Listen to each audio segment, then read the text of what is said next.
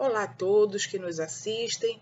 Estamos aqui mais uma vez pelo Centro Espírita Casa de Amor para a nossa conversa sobre o Evangelho segundo o Espiritismo, que é a base da assistência espiritual que realizamos às quartas-feiras na Casa de Amor. Agora, por meio virtual, em função desse isolamento, que a gente não chama de isolamento, mas de recolhimento social, que tem sido tão importante para nós fazermos reflexões essenciais para a nossa vida e para o pós-pandemia, né? E hoje nós vamos fazer uma dessas, que é exatamente falarmos sobre a passagem do Evangelho que diz: não julgueis para não serdes julgados. Vamos conversar um pouquinho sobre isso. É tão importante nesse momento porque a gente, apesar da comoção mundial em torno da pandemia pelo novo coronavírus, a gente assiste muita intolerância nas redes sociais. As pessoas estão isoladas em casa, mas estão se movimentando, se comunicando por meio da internet, principalmente. E a intolerância, ela é uma marca, tem sido uma marca nos últimos anos, infelizmente. E a gente continua vendo isso, né? De onde vem essa intolerância? De onde vem essa nossa rapidez em julgar os outros, em atribuir culpas, enfim, em permanecer o tempo todo analisando o comportamento alheio e não o nosso próprio comportamento. Então, nós vamos conversar sobre isso hoje, né? Em João, capítulo 8, versículos de 3 a 11, a gente encontra aquela passagem de Jesus, né? Que diz aos fariseus, aos escribas, eles tentavam provocar Jesus mostrando uma mulher supostamente encontrada em adultério. Pela lei mosaica, a mulher em adultério era apedrejada, né? Essa era a regra na época entre os judeus. E eles queriam provocar em Jesus respostas que o colocassem em confronto à lei mosaica, para que ele pudesse ser julgado perante a lei. E aí sempre colocavam essas cascas de banana no caminho de Jesus, né? E nesse momento eles trouxeram uma mulher e apresentaram a Jesus, os escribas e os fariseus, né? Dizendo que aquela mulher tinha sido pega mais uma vez em adultério, que ela era frequentemente pega em adultério. E aí colocaram ela no meio de todos, disseram a Jesus: Mestre, Moisés nos ordenou na lei que tais mulheres sejam apedrejadas. Tu, que dizes? E aí Jesus, muito habilmente, baixou a cabeça, começou a escrever no chão, na terra, e de cabeça baixa perguntou a todos eles: aquele que dentre vós está sem pecado, seja o primeiro que lhe atire uma pedra. O que aconteceu a partir daí? Provavelmente, se entre nós hoje, um de nós fizesse isso, alguém está cometendo uma injustiça, um linchamento, por exemplo, no meio da rua, e um de nós chegasse: quem de vocês não tem pecado, atire a primeira pedra. Nós não seríamos provavelmente nem ouvidos, né? Ou ainda seríamos agredidos também junto com aquela pessoa que estava ali sendo agredida. Por que a diferença? Jesus disse isso e quando levantou a cabeça, não havia mais nenhum fariseu, nenhum escriba naquele lugar, só a mulher. E aí Jesus perguntou a ela: onde estão os que te condenam? E ela disse: eles foram embora. E aí Jesus disse a ela: então, se eles não te condenam, nem eu tampouco te condeno. Vai e não peque mais. Por que Jesus conseguiu que eles se afastassem? Jesus tinha uma autoridade que é a maior de todas elas, que é a autoridade moral. Quando Jesus falava, a energia que ele emanava nas suas palavras imprimia sobre as outras pessoas um respeito nunca visto antes em nenhum líder na Terra. Nem líder político, nem líder religioso, nem líder de governo, né? Por quê? Porque Jesus tinha autoridade moral. Ele é um espírito superior.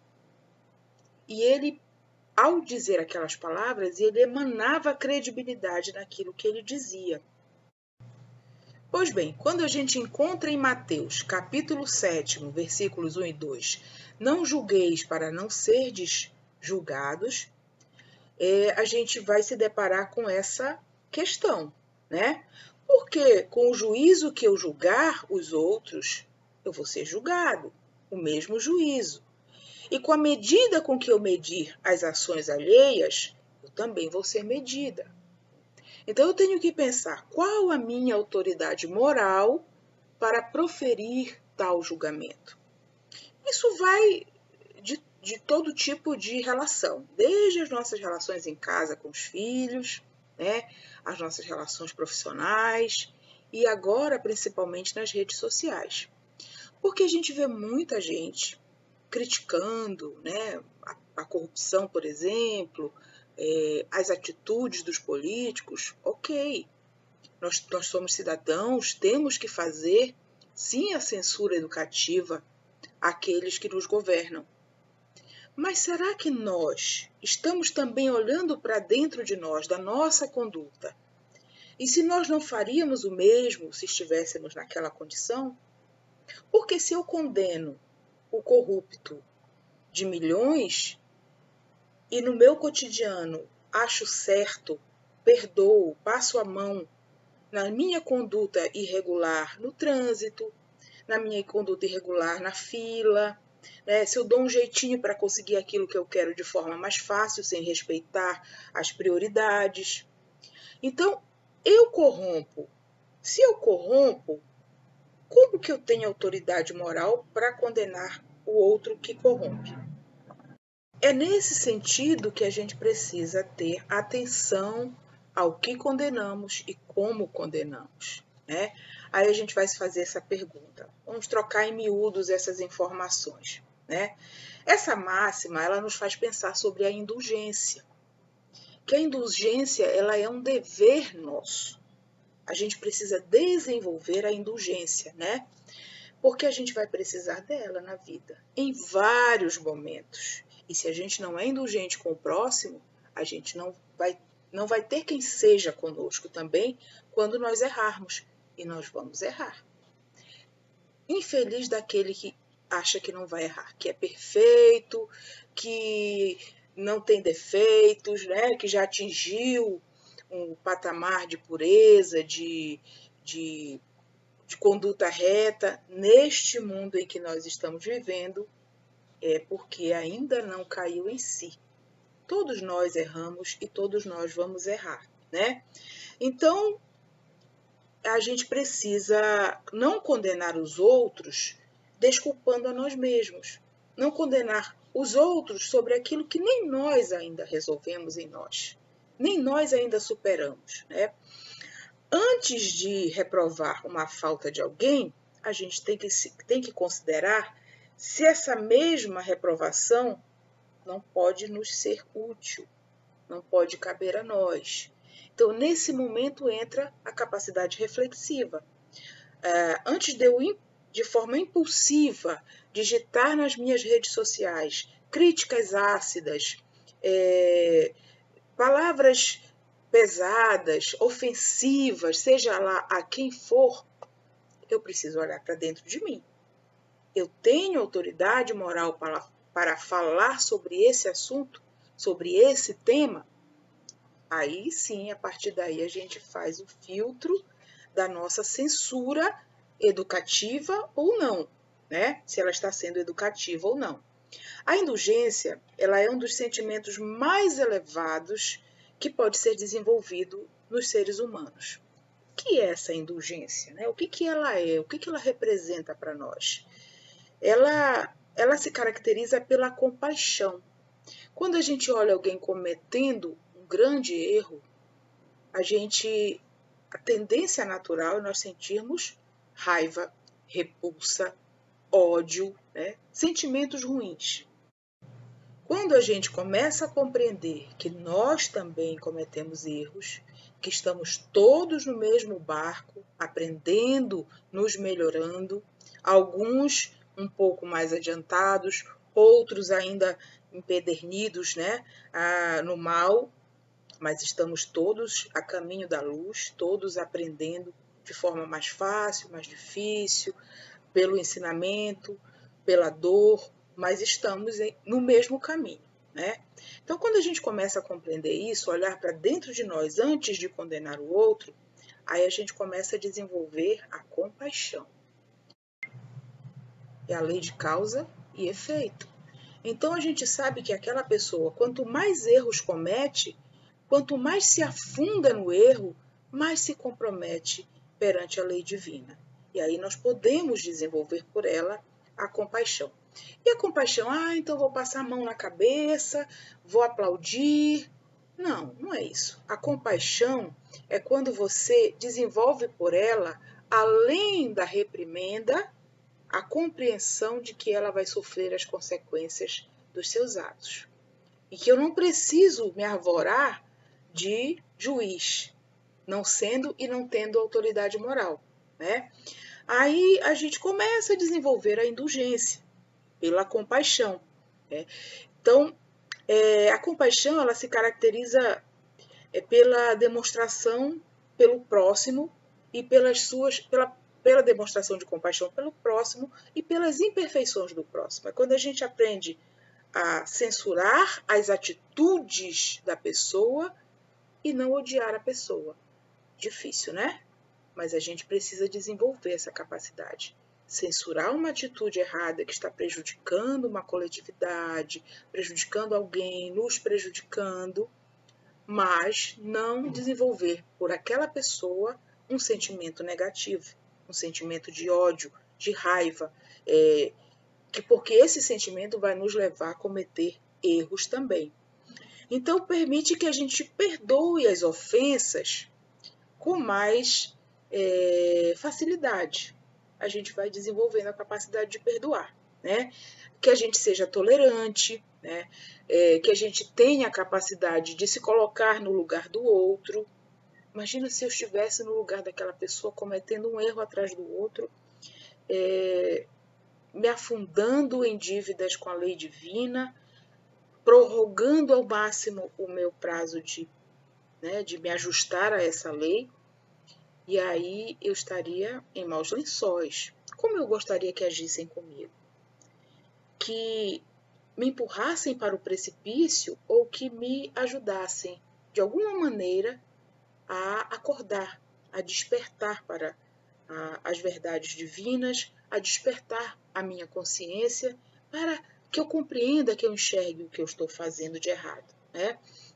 Então, indulgente é a pessoa que perdoa com mais facilidade. Essa é a pessoa indulgente. Agora a gente vai falar de um aspecto importante dessa máxima, não julgueis para não ser julgados.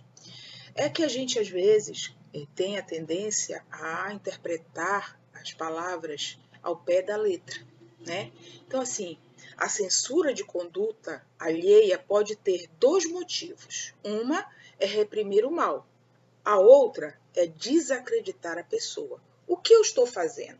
Eu estou reprimindo o mal que ela está causando, me posicionando contra aquelas atitudes, aquelas palavras, aquelas ações, aquelas decisões, me posicionando contra o que ela está fazendo, ou eu estou me posicionando de forma a desacreditar como pessoa, como ser humano, aquela pessoa que está errando.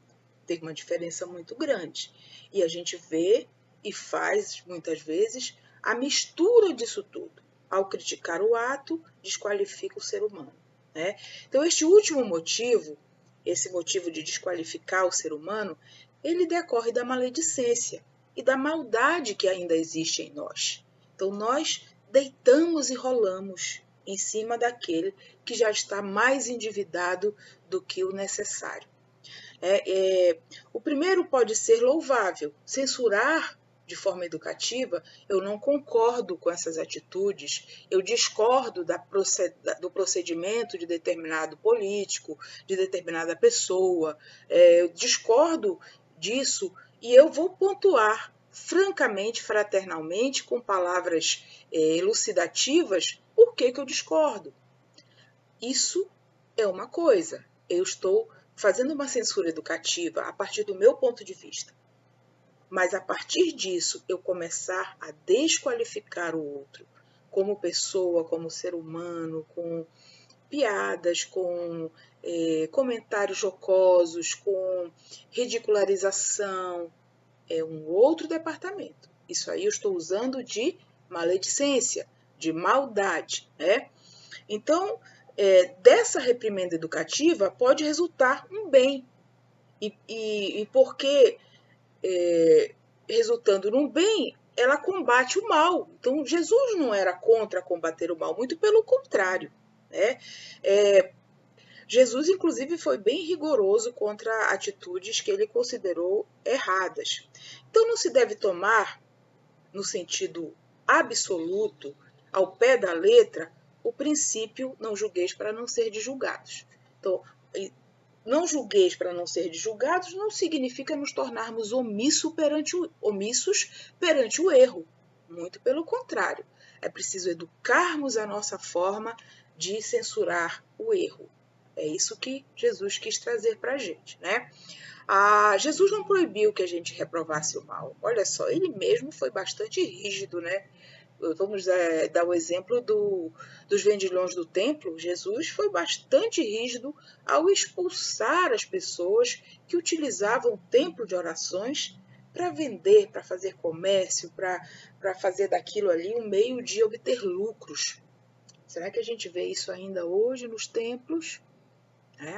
A gente vê. Então, Jesus não aprova esse tipo de prática e faz reprimendas duras. Então, nós também temos que educar as pessoas que estão sob a nossa responsabilidade, aqueles em quem votamos, que precisam representar com dignidade, com retidão, as necessidades do povo, da população. Nós precisamos ser, sim, observadores, críticos das suas posturas, mas temos a obrigação moral de sermos éticos nessa conduta crítica, nessa censura educativa. Usar as palavras adequadas, usar o momento certo, usar a razão no sentido de orientar e elucidar aquela criatura, mesmo que pareça que ele não vai, ou ela não vai dar atenção, vai entrar por um ouvido e sair por outro. Façamos a nossa parte com dignidade e, sobretudo, com ética. Então, a consciência íntima, ela recusa qualquer reprimenda que venha de alguém que não tem autoridade moral. Então, se eu não tenho autoridade moral para fazer aquela reprimenda, se eu dou um mau exemplo, e quando eu vou reprimir, a pessoa que está me ouvindo, ela pode até ficar com medo, ter medo, se for alguém que esteja numa condição aparentemente mais frágil. Ela vai me obedecer por medo, mas ela vai continuar pensando da mesma forma, vai continuar agindo da mesma forma, porque eu não tenho autoridade moral para falar daquilo que eu faço igualmente. Então, pensemos bastante nisso. Na passagem de Jesus pela terra, ficou muito marcada a questão do exemplo, né? Jesus educou pelo exemplo. Jesus foi exemplo o tempo todo. E é isso que ele quer de nós. Ele quer que nós sejamos exemplos verdadeiros. Não desenvolvamos essa capa hipócrita que para a sociedade temos uma conduta, um comportamento, uma retidão, uma imagem e por trás temos comportamentos absurdamente diferentes. Então nós temos que ser exemplos a partir da nossa conscientização, né, de que somos imperfeitos, temos muitos erros, aceitar que somos ainda imperfeitos, trabalhar as nossas mazelas, reconhecê-las é importante e saber que enquanto eu não resolver em mim, eu não posso ser exemplo para o outro. A única autoridade legítima aos olhos de Deus é a autoridade do exemplo, a autoridade moral. Então, para a lei de Deus não vale a indumentária, a postura aparentemente respeitável, o nome social, o nome que circula na sociedade, a presença nos jornais e nas publicações com elogios, nada disso conta para Deus. O que conta para Deus é a nossa conduta moral, em todos os momentos, não só diante de câmeras, diante de plateias, diante de colegas de trabalho, diante de pessoas que não são do nosso convívio íntimo, pessoal. Nós precisamos nos reformar intimamente, sermos bons, éticos, corrigir as nossas más inclinações o tempo inteiro, dentro de casa, em todos os lugares. E aí isso vai pacificando a gente e a gente vai começando a enxergar que não temos a palmatória do mundo, não temos o direito de condenar as pessoas, temos sim a tarefa de educar e de censurar o erro com respeito, com fraternidade e com ética. Que nesse momento agora de pandemia, onde os extremos eclodem, os extremos do bem, os extremos do mal, o que tem de melhor nas pessoas aparece, graças a Deus. Solidariedade, compaixão, muita gente desenvolvendo a sua capacidade de ajudar mesmo à distância, colocando à disposição recursos para os profissionais de saúde poderem atuar frente a essa pandemia, mas também eclode o lado pior, né? Que é o egoísmo, que é a indiferença pela dor do outro, a falta de empatia, a prioridade pelo material em detrimento do emocional, do social e da dor, né, das famílias. Então, isso tudo aparece agora.